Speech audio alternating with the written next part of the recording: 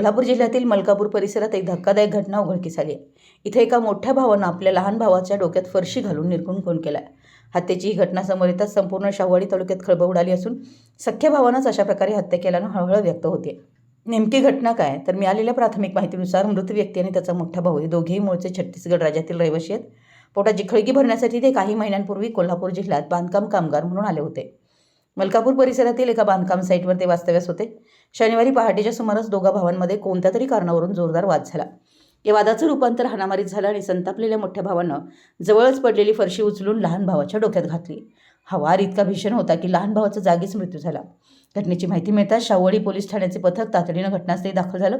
रक्ताच्या थारोळ्यात पडलेला मृतदेह ताब्यात घेऊन तो उत्तरीय तपासणीसाठी पाठवण्यात आला. दरम्यान लहान भावाची हत्या केल्यानंतर आरोपी मोठा भाऊ घटनास्थळावरून फरार झाला. आरोपीच्या अटकेसाठी पथक रवाना.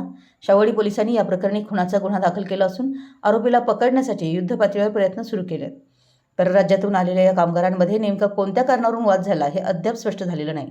क्षुल्लक कारणावरून हे टोकाचं पाऊल उचललं की यामागे काही जुना वाद होता याचा तपास आता पोलीस करतात. मात्र या घटनेनं कोल्हापुरात खळबळ उडाली आहे. शाहूवाडी प्रतिनिधी, मराठी एस न्यूज.